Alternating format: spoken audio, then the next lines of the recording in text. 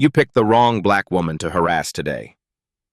General Victoria Taylor's voice remains steady as Officer Harris twists her arm behind her back. Metal cuffs snap around her wrists, too tight, drawing blood. Talking back to an officer? Captain Wilson looms over her. That's how people like you end up with problems. Taylor memorizes his badge number, his name tag, the mole above his left eyebrow. Check her for weapons, Wilson commands. Harris jabs her ribs during the search, finds her wallet, keys, phone. He tosses them into an evidence bag. Something funny? Wilson demands when he notices her calm expression. Taylor says nothing. They miss the military-grade communicator hidden in her jacket lining. Get her in the car, Wilson barks. A night in holding should fix that attitude. They shove her head down, forcing her into the cruiser. They have no idea who they've just arrested. Fluorescent lights buzz overhead. The processing room smells of sweat and cleaning chemicals. Taylor stands perfectly still for her mugshot. The camera clicks. Name? The booking officer doesn't look up from his computer. Victoria Taylor. Address? She provides her Maple Avenue address. The officer pauses, eyes narrowing. That's in Westfield Heights. His tone changes, recognizing the predominantly black neighborhood. Taylor presses her thumb against the fingerprint scanner. Black ink stains her skin. Behind her, Officers Wilson and Harris laugh by the water cooler. Another one from that neighborhood thinking she's special, Harris says, voice carrying deliberately. Acting like the checkpoint doesn't apply to her. Had to put her in her place, Wilson replies. These people need to learn. Taylor memorizes every word, every inflection, every face watching her processing. Phone call? She asks the booking officer. He points to the wall phone. One call. Make it count. Taylor dials a number from memory. Not her lawyer, not family. Operations Center Pentagon, answers a crisp voice. Authorization code Tango Delta 794, Taylor speaks clearly. Initiating protocol oversight Delta. Location transmitting. A moment of silence. Confirmed, General Taylor. Response team deploying. Timeline, 43 minutes. Taylor hangs up as Councilman Bennett storms into the station. His expensive suit and championship ring gleam under the harsh lights. Another troublemaker? Bennett demands, looking through the glass at Taylor. Wilson nods. Just processing her now, sir. Good, Bennett says. These checkpoint resistors need consequences.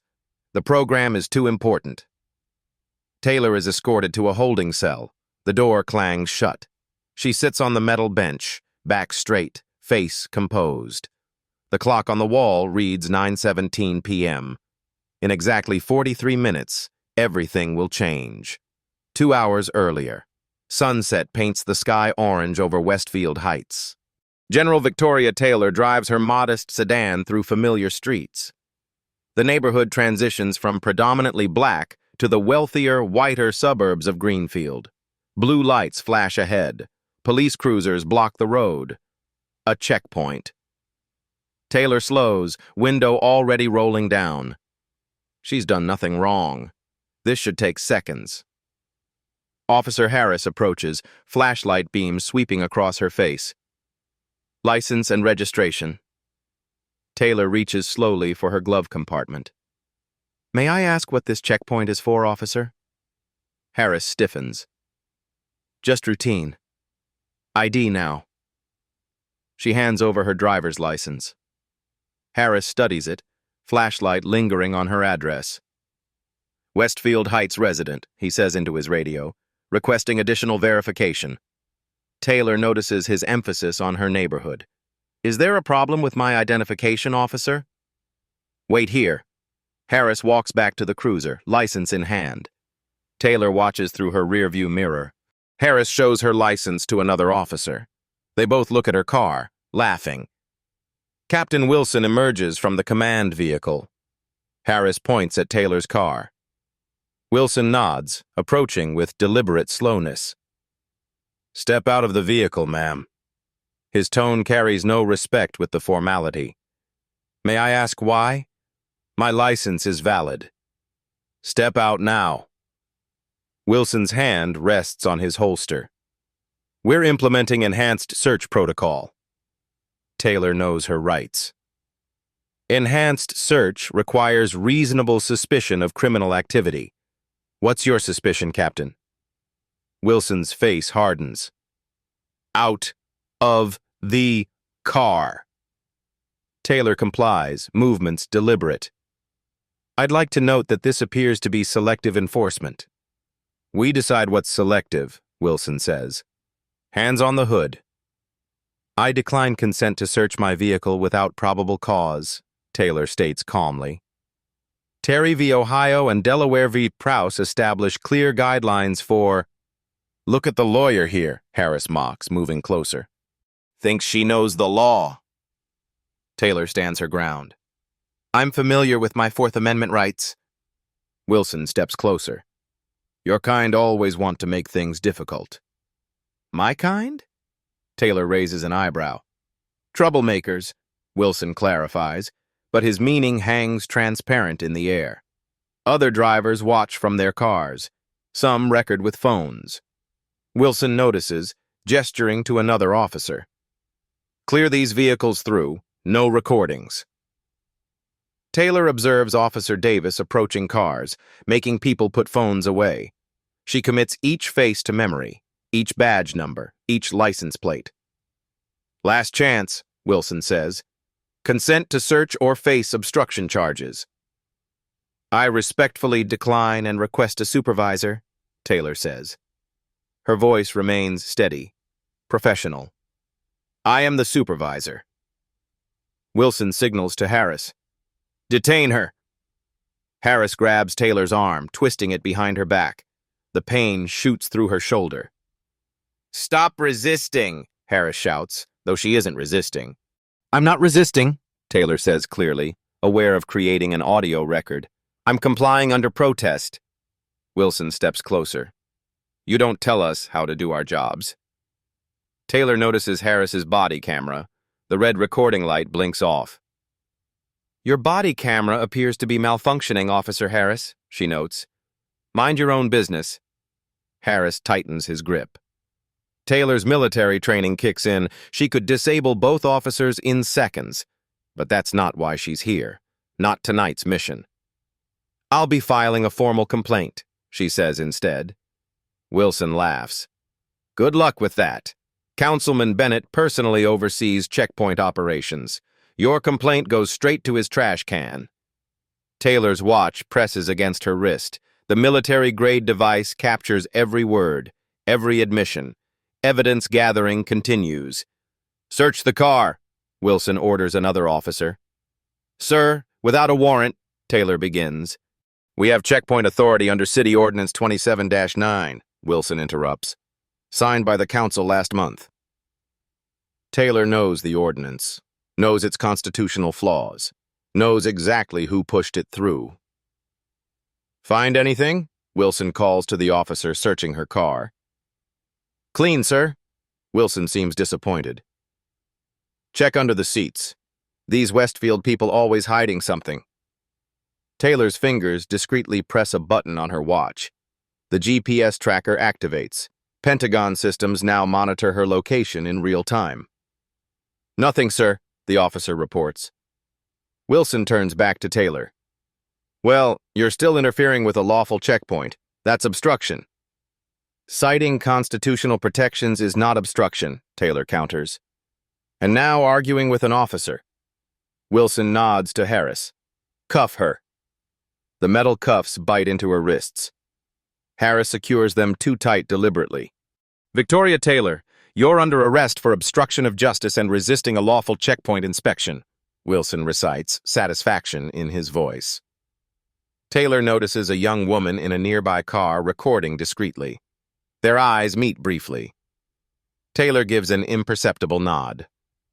You have the right to remain silent, Wilson continues. I'm aware of my Miranda rights, Captain, Taylor interrupts. I assume you're transporting me to the Greenfield station? Wilson pauses, thrown by her composure. "That's right. I'll need my phone call when we arrive." "You'll get what we decide to give you," Harris says, shoving her toward the cruiser. As they lead her away, Taylor glances at the checkpoint. Officer Davis turns away another Westfield Heights resident for additional screening. 3 cars with white drivers pass through without stopping. Pattern established. Evidence accumulating. Harris pushes her head down, forcing her into the back seat. "Officer Harris, badge number 4572. That use of force is unnecessary and excessive," Taylor states for her watch's recording. "Shut up," Harris snaps, slamming the door. Through the window, Taylor watches Wilson speaking with another officer. He gestures toward Westfield Heights, laughs. The cruiser pulls away from the checkpoint. Taylor sits calmly in the back, mentally reviewing the Pentagon protocol she's just activated. The situation is proceeding exactly as anticipated. The interrogation room at Greenfield Station smells of stale coffee and floor cleaner.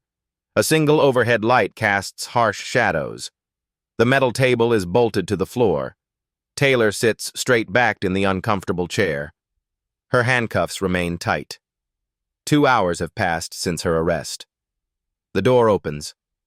Captain Wilson enters, carrying a thin folder and Taylor's confiscated belongings. He drops them on the table. "Comfortable?" His smile doesn't reach his eyes. Taylor doesn't respond. The less she says, the more they reveal. Wilson opens the folder. "Victoria Taylor, Westfield Heights address. No priors." He looks up. "First time being educated about checkpoint compliance? I'd like to speak with an attorney." "Soon enough." Wilson circles the table. "We're just having a conversation first." "I invoke my right to counsel." Taylor's voice remains level, precise. Wilson ignores her. "See, we have a problem in this town. People who don't respect authority. People who think rules don't apply to them." He leans against the wall, studying her. "Checkpoints keep Greenfield safe. Some folks don't like being checked. Those folks usually have something to hide." Taylor remains silent. Her military training included resistance to interrogation techniques. Wilson's amateur intimidation tactics wouldn't break a first-year cadet. "Nothing to say?" Wilson flips through her wallet. "Interesting ID you've got here." He pulls out her military ID, studies it, snorts. "Marine Corps, General, 4 stars?" He tosses it on the table. "Nice fake, adding impersonating military personnel to your charges." Taylor watches him carefully. "That identification is authentic." "Right," Wilson laughs. "And I'm the Secretary of Defense." His phone buzzes. He checks the screen, nods slightly. "Our concerned citizen is here," Wilson says, moving to the door. "Someone wants to meet the latest checkpoint troublemaker." Taylor's photographic memory catalogs every procedural violation, every failed Miranda compliance, every civil rights infringement. Wilson leaves. Through the thin walls, Taylor hears a new voice. Authoritative. Impatient. Another one from that neighborhood? The voice must belong to Councilman Bennett. "Yes, sir," Wilson responds. "Gave us the usual constitutional speech. Had a fake military ID, too." "Military?" Bennett sounds interested. "What branch?" "Marines. Claims to be a general." Wilson's laugh carries through the wall. "Get what you need and process her," Bennett says. "Make an example. These checkpoint resistors are undermining the whole program." Taylor notices the one-way glass, feels Bennett watching from the other side. The door opens again. Wilson returns with Officer Harris. "Let's try again." Wilson slaps a form on the table. "Sign this confession to obstruction, take a misdemeanor charge, and you'll be out by morning." Taylor studies the document without touching it. "I'll need my attorney present before signing anything." Harris steps forward. "Captain asked you nicely." "And I respectfully declined," Taylor replies. Wilson nods to Harris, who moves behind Taylor's chair, his presence meant to intimidate. You people from Westfield Heights think you're special, Wilson says. Think the rules don't apply. But Councilman Bennett's checkpoint program has cut crime in Greenfield by 30%. By targeting specific neighborhoods? Taylor asks. Wilson's expression hardens. By enforcing the law where it needs enforcing. Selective enforcement isn't legal enforcement, Taylor says. Harris places heavy hands on her shoulders. You should listen to the captain. Taylor doesn't react to the physical intimidation. I believe this interview is over until my counsel arrives. Wilson collects her belongings, intentionally dropping her military ID on the floor. He steps on it as he walks around the table. This little military costume doesn't impress me, he sneers, picking up the ID. Though I admire the attention to detail. 4 stars. Ambitious fake. He tosses the ID back on the table. Harris increases pressure on Taylor's shoulders. We've got all night, Wilson says. Plenty of time for you to reconsider that signature. A sharp knock interrupts. The door opens immediately. Detective David Morales stands in the doorway. His expression shifts from professional to confused as he takes in the scene. Captain, Morales says carefully. A moment outside. Wilson hesitates, then nods to Harris. Watch her. The door closes behind them. Through the wall, Taylor hears urgent whispers. The conversation grows heated. Someone knocks urgently on the interrogation room door. The door opens. Detective Morales enters, followed by a visibly agitated Captain Wilson. Morales, mid-30s with observant eyes, carries himself differently than the other officers. His badge hangs from a chain around his neck. His suit, while department issue, fits properly. Officer Harris, you're needed at the front desk, Morales says. Harris looks to Wilson, who nods reluctantly. Harris leaves, closing the door firmly behind him. Morales approaches the table. He picks up Taylor's military ID, examining it closely. Captain, this ID has proper security features, Morales says. The holographic seal, microprinting, UV watermarks, all authentic military issue. Wilson scoffs. It's a good fake. No, sir. Morales places the ID gently on the table. I served before joining the department. This is genuine. Wilson's confidence wavers momentarily. So she stole a military ID, add it to the charges. Taylor watches the dynamic between them. Morales represents something rare integrity within a corrupted system. Ma'am, Morales addresses Taylor directly. May I ask your name and rank? General Victoria Taylor, United States Marine Corps. Morales straightens instinctively. Military bearing doesn't fade with time. And what brings you to Greenfield, General? Morales asks. Before Taylor can answer, Wilson interrupts. Detective, she's being processed for obstruction and checkpoint evasion. Her occupation is irrelevant. Sir, if she's active military, we have jurisdictional protocols to follow, Morales counters. Wilson steps closer to Morales. I'm handling this case. Captain, department policy requires verification of military credentials, Morales persists. Section 14 of our procedural manual specifically states, I know the manual, Wilson snaps. Then you know we're already in violation of proper procedure. Morales doesn't back down. No attorney present despite request. Continued questioning after rights invocation. Extended detention without processing. Wilson's jaw tightens. Detective, remember your place. My place is ensuring department procedures are followed, Morales replies evenly. He turns back to Taylor's ID, examining the rank insignia. His eyes widen. Sir, Morales whispers, these are 4 stars. So? 4 stars is the highest rank in the Marine Corps. Morales looks at Taylor with new understanding. There are only a handful in the entire military. Wilson's confidence cracks further.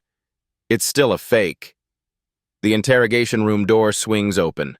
Councilman Bennett enters without knocking. His tailored suit and signet ring project authority and wealth. "Captain, what's the delay?" Bennett demands. "I thought this was routine processing." His eyes fall on Taylor. He assesses her with practiced political calculation. "Councilman Bennett," Morales says, "we have a situation. This woman appears to be a high-ranking military officer." Bennett scoffs. "Based on what?" "Military identification consistent with a Marine Corps general," Morales explains. "We need to verify through proper channels before proceeding." "Detective, isn't it?" Bennett checks Morales' nameplate. "Your concern for procedure is noted. Now let the captain handle this." Morales stands his ground. "Sir, with respect, if we've detained a military general improperly, the department faces serious repercussions. If," Bennett emphasizes, "a remarkably big if." He turns to Wilson. "Captain, handle the paperwork and process her. Detective Morales, you're needed elsewhere." "Sir," Morales protests, "standard protocol requires—" "Standard protocol is what I say it is," Bennett interrupts. "The checkpoint program operates under special city ordinance, my ordinance." Taylor watches Morales carefully. She sees the moment his professional ethics confront political reality. "Councilman," Morales says carefully, "may I at least verify her identity through military channels? A simple phone call." Bennett studies Morales. "You're new to Greenfield, aren't you, Detective?" "Transferred 6 months ago, sir." "Then let me explain how things work here." Bennett steps closer. "The checkpoint program is essential to Greenfield's safety and property values. Occasional complaints are expected. They're handled quietly and quickly." "By violating rights?" Morales asks. Bennett's smile turns cold. "By maintaining order. Don't overthink your role, Detective." The phone on the wall suddenly rings. All three turn toward it. Wilson answers. "Captain Wilson." He listens, frowning. "What kind of call?" His expression shifts from annoyance to confusion. "From where?" Wilson's face pales slightly. He hangs up. "What is it?" Bennett demands. "Front desk has received calls asking about a General Taylor," Wilson says slowly. "From whom?" Bennett asks. Wilson swallows. "The Pentagon." The room falls silent. Bennett and Wilson exchange glances. "Probably her friends playing games," Bennett dismisses. "Captain, finish processing and—" "Sir," Wilson interrupts. "They mentioned her by name and rank. They knew she was here." Bennett turns to Taylor, reassessing. Morales' eyes widen at the 4 stars on her ID card. "Sir, do you realize who we've arrested?" Bennett silences him with a gesture. "Captain, verify this properly. Now." Wilson exits quickly. Bennett studies Taylor with new caution. "If you are military," Bennett says, "you should understand the importance of security checkpoints." "I understand constitutional rights," Taylor replies, "and selective enforcement." Bennett's political smile returns. "General, if that's what you are, surely we can resolve this misunderstanding amicably." The phone rings again. Wilson answers from outside. His voice carries through the door. "Yes, sir. Yes, she's here. No, sir, I understand, sir." Bennett watches the door with growing concern. Wilson returns, visibly shaken.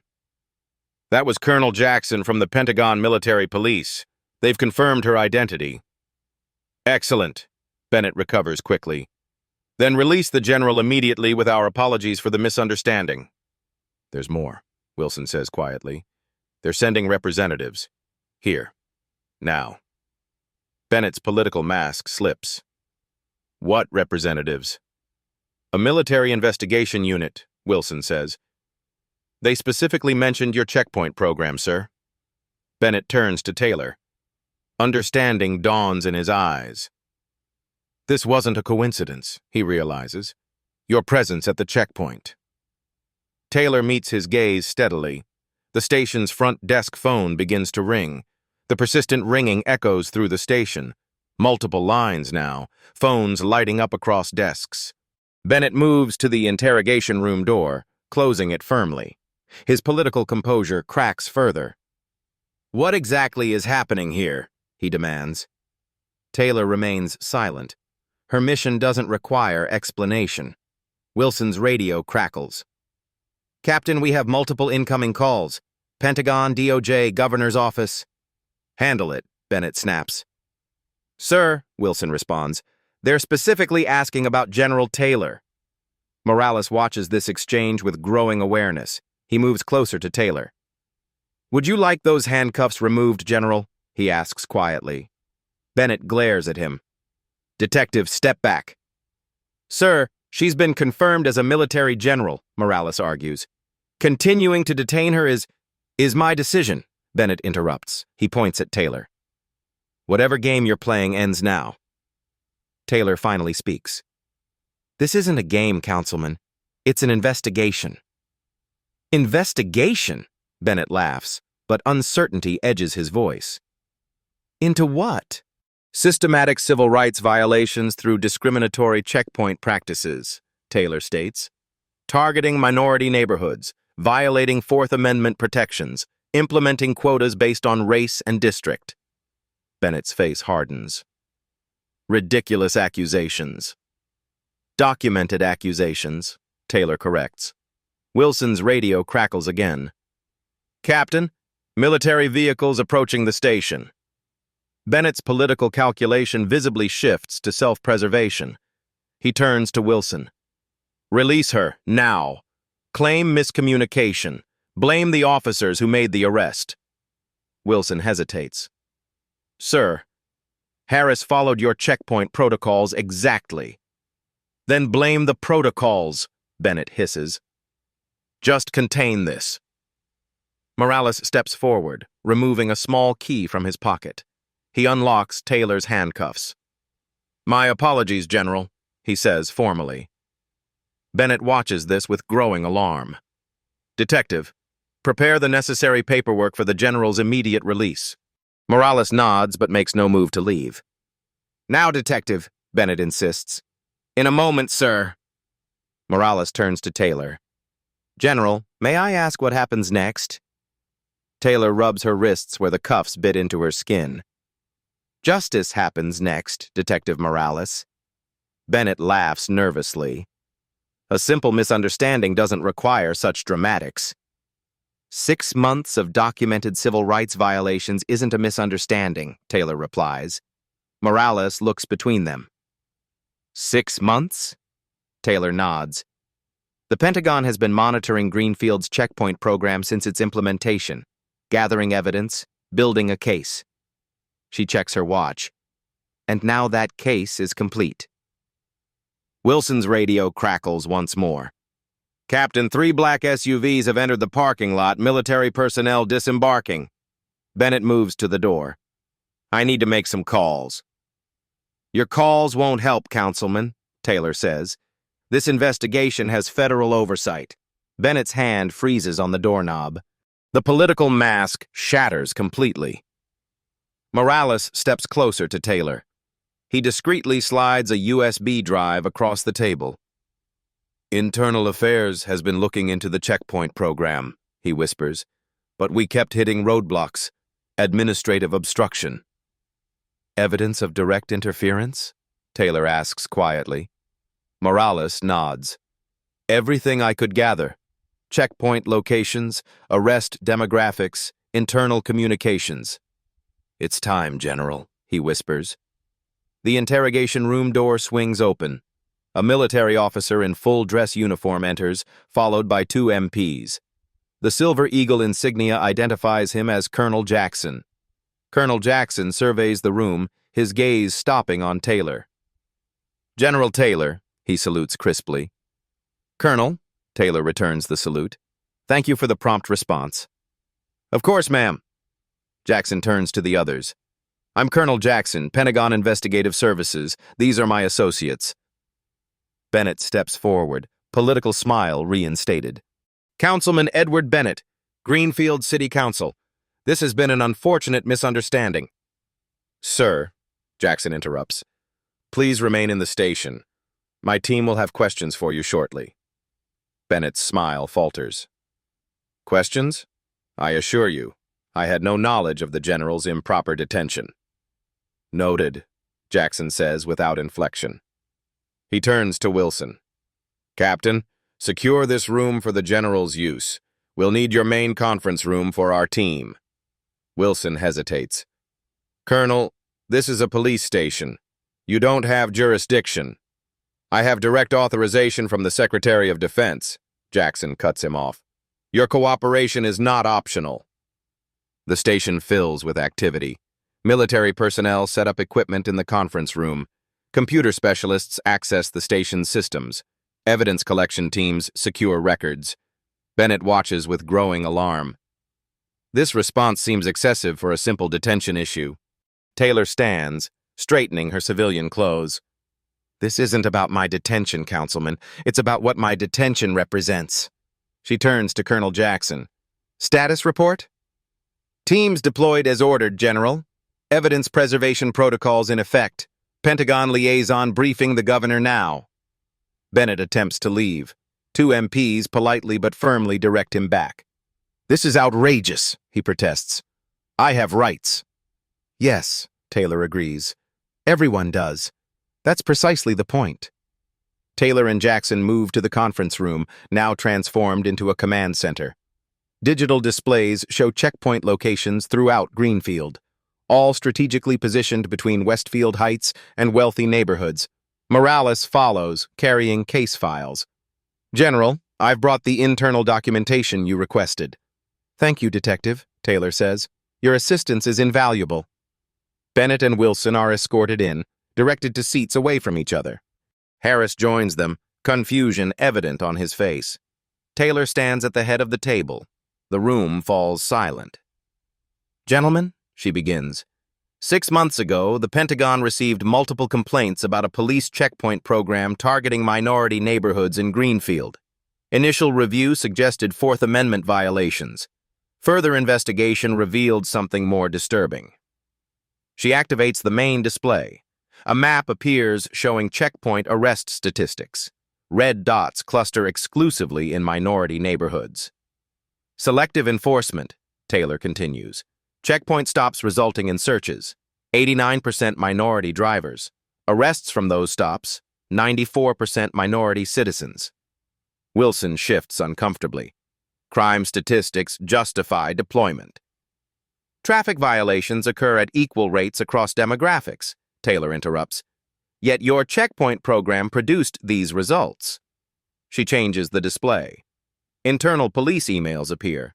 Captain Wilson, this is your message to officers dated March 12th. Focus on vehicles from Westfield Heights. Higher yield for arrests. Wilson pales. That's taken out of context.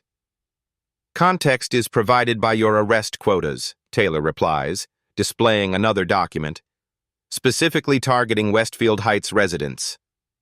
Bennett interrupts. General, these operational details were handled by the police department. As councilman, I merely approved the program concept. Taylor turns to him. Is that so? She nods to Colonel Jackson, who displays a new document. Bennett's signature appears at the bottom of detailed checkpoint operating procedures. This directive specifies targeting specific neighborhoods, Taylor notes. Your signature authorizes racial profiling, Councilman. Bennett's political facade cracks completely. This is a witch hunt. This is accountability, Taylor corrects. She turns to Morales. Detective, please share what you found during your internal investigation. Morales steps forward. 6 months ago, I noticed troubling patterns in checkpoint arrests. When I raised concerns through proper channels, I was reassigned. I continued documenting discrepancies. He opens his file. Checkpoint officers were instructed to use different standards based on drivers' race and residence. Westfield Heights vehicles received heightened scrutiny regardless of driving behavior. Wilson interrupts. That's not... Your body cam footage contradicts you, Captain, Taylor says. She plays a video. Wilson appears, instructing officers before a checkpoint deployment. Remember, Westfield cars get the full treatment. Make the stop stick. Bennett stands abruptly. I need to contact my attorney. You'll have that opportunity, Taylor assures him, after we complete this interview. She slides a folder across the table. These are just from the last 6 months. Captain Wilson's face drains of color as he opens the file. The investigation continues into the night. Military personnel process evidence. Technical teams analyze department servers. Legal advisors document violations. In a quiet corner of the conference room, Taylor finds Morales reviewing files. Detective, she says, joining him, your assistance has been crucial. Morales looks up, exhaustion etched on his face. I should have done more, sooner. You did what you could within a corrupt system, Taylor says. That takes courage. Morales closes the file. When I transferred to Greenfield, I had no idea. The checkpoint program was already established, presented as innovative community policing.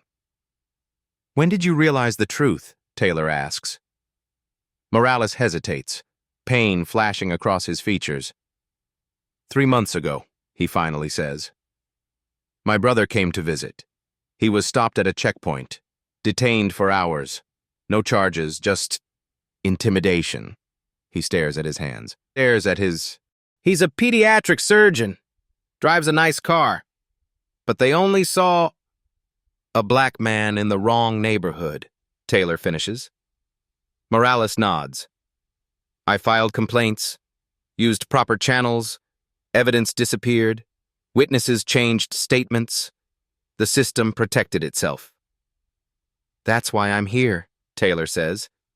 Sometimes the system needs external pressure to change. Why you specifically? Morales asks. Why did the Pentagon send a 4-star general for a local police investigation? Because some issues transcend jurisdiction, Taylor explains. Civil rights violations impact national security, erode public trust, undermine the Constitution we're all sworn to protect. Morales absorbs this. What happens to the officers? To Bennett? Justice, Taylor says simply. Due process. The same rights they denied others. And the people they wrongfully arrested, the lives they damaged? Part of the remedy includes case reviews, expungements, compensation. Taylor meets his eyes. Your brother's case will be among them. Morales wipes his eyes quickly. This isn't just about today, is it, General? No, she answers. It's about every day before this, and every day that comes after. Morales straightens, professional composure returning. What's our next step? Evidence compilation, Taylor says. Your testimony will be crucial before the federal grand jury. I'm ready, Morales affirms. For the first time since her arrest, Taylor smiles. I know. Dawn breaks over Greenfield Police Station. The parking lot fills with government vehicles. FBI agents join military investigators. Justice Department attorneys arrive with subpoenas. Inside the conference room, the atmosphere shifts from investigation to prosecution. Evidence boards cover the walls. Computer screens display data analyses. Legal teams prepare documents. Captain Wilson sits alone, separated from his officers.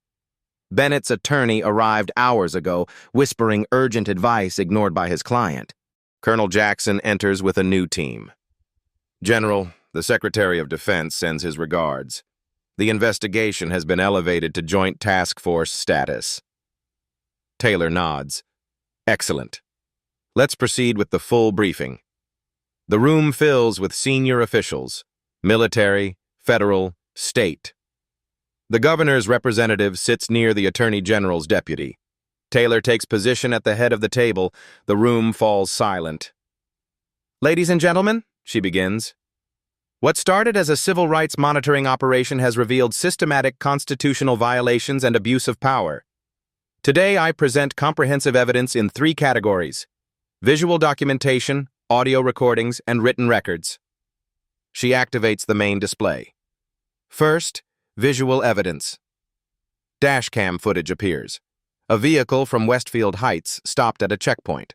The driver professional, polite as ordered from the car without cause. Search conducted without consent. When he questions the legality, he's arrested for obstruction. This pattern repeats across hundreds of documented stops, Taylor explains. She shows split-screen footage. White drivers pass through checkpoints with cursory checks. Black drivers from Westfield Heights face extended detentions, searches, and frequent arrests. Checkpoint camera systems captured clear racial disparities in enforcement, Taylor continues. White drivers were stopped at 8% frequency, black drivers at 82%. Bennett interrupts.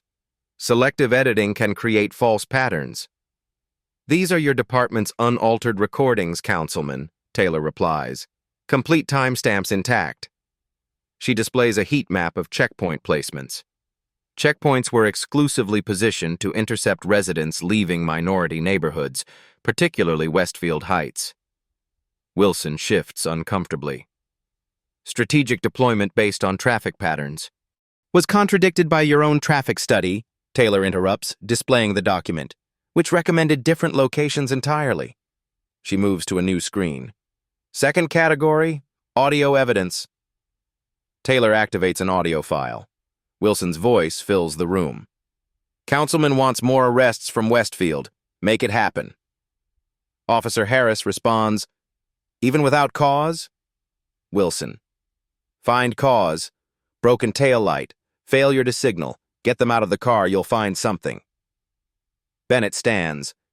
That recording could be anyone. Voice pattern analysis confirms Captain Wilson and Officer Harris, Taylor replies. Recorded during official briefings. She plays another recording. Bennett's voice now. The checkpoint program serves two purposes. Public safety is what we tell the press. Property values is why we're really doing it. Keep the element where it belongs, in Westfield, not in our neighborhoods. Bennett sinks back into his chair. My military-grade watch recorded our entire interaction last night, Taylor explains, including unguarded comments when you thought I couldn't hear. The federal officials exchange glances. The evidence mounts beyond dispute. Finally, Taylor continues, documentary evidence. The screen displays internal emails, text messages, and official memoranda. Wilson to officers. Use checkpoint quota system as discussed. Bennett wants numbers up in Westfield demographic. Department statistics appear. Arrest rates by race, search rates by neighborhood, conviction outcomes by demographic. The data reveals unmistakable discriminatory patterns, Taylor explains. Checkpoint stops led to arrests for black drivers at 7 times the rate of white drivers, for identical violations. She displays arrest reports side by side. Same violation, different races, different outcomes. But the most damning evidence comes from the program's origin, Taylor says. She reveals city planning documents, property developer communications with Bennett, financial records.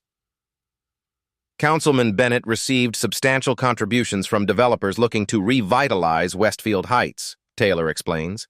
Their development strategy required displacing current residents.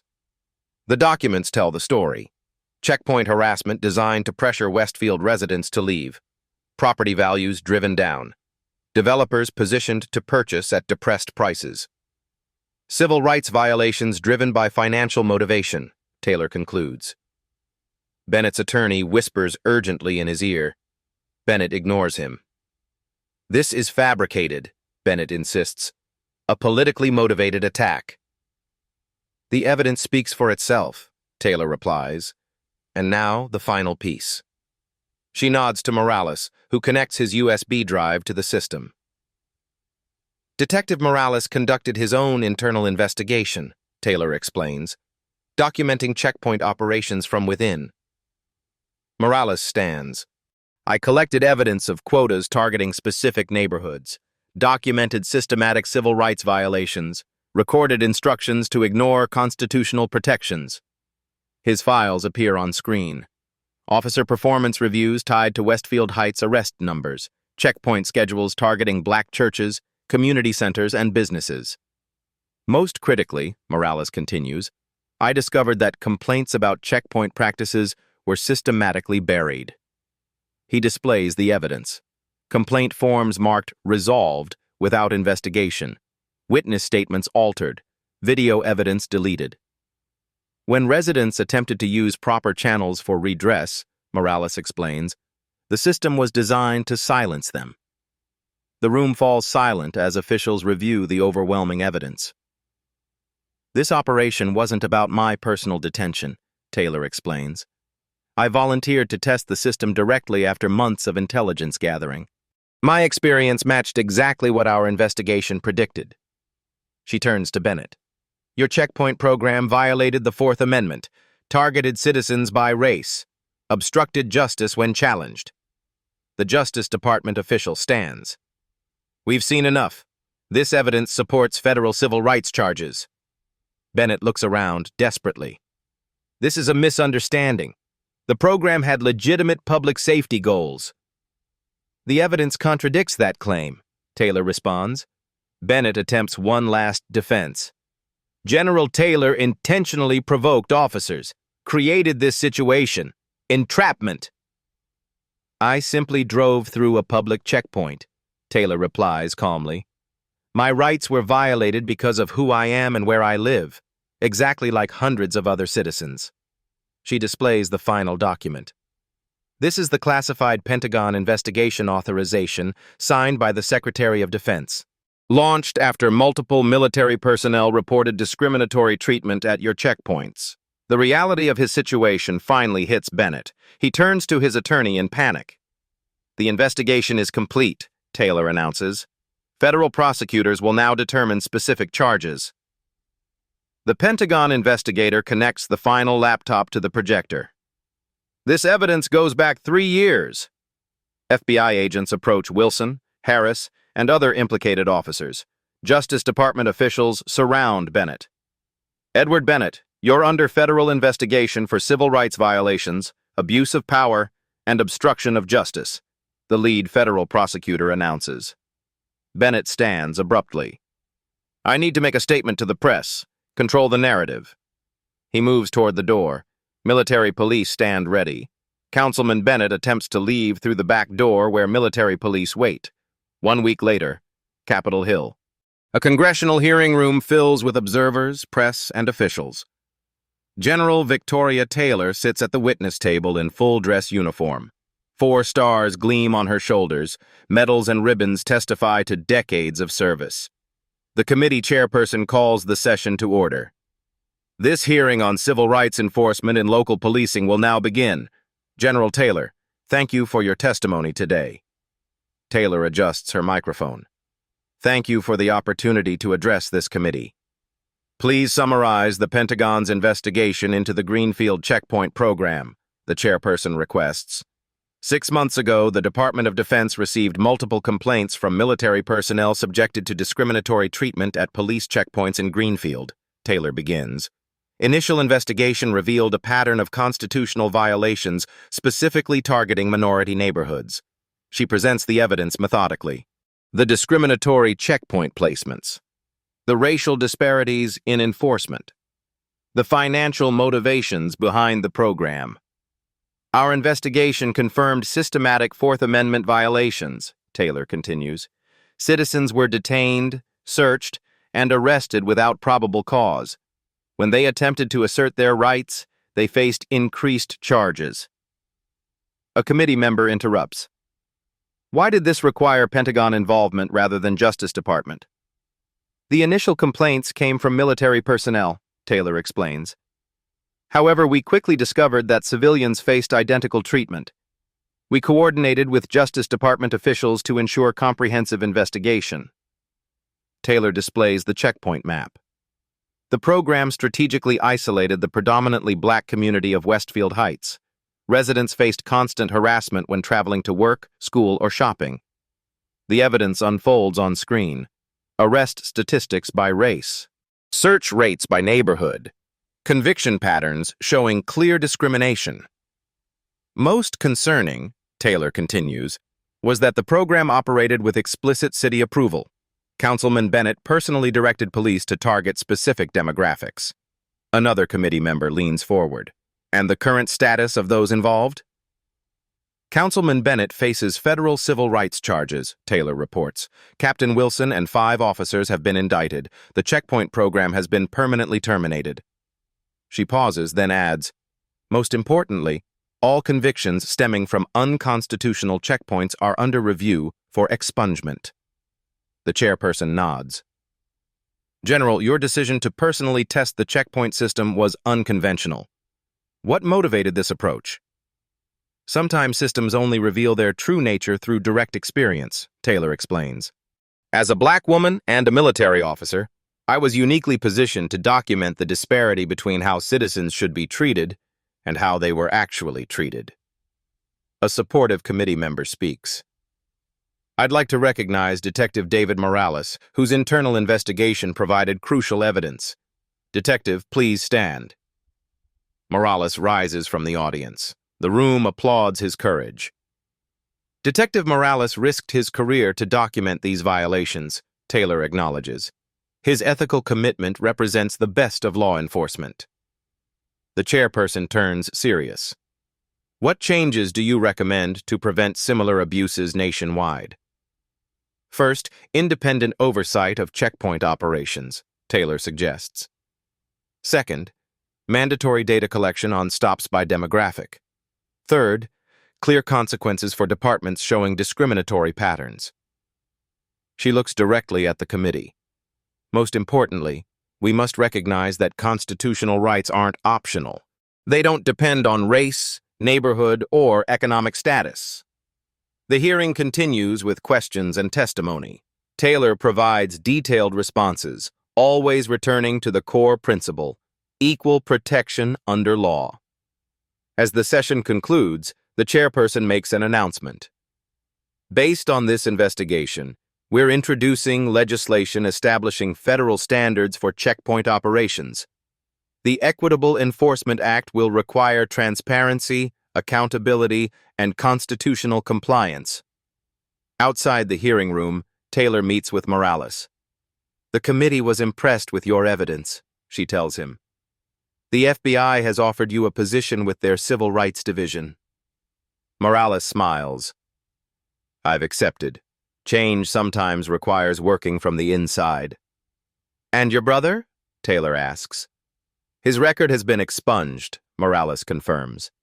He's helping organize the class action lawsuit for other checkpoint victims. Taylor nods approvingly. Justice works slowly, but it does work. When good people insist upon it, Morales adds. 2 months later, a community center in Westfield Heights. Residents gather for a town hall meeting with their new police chief. Taylor, now in civilian clothes, sits quietly in the back. She watches as Morales, no longer a detective but a community liaison, facilitates dialogue between residents and police.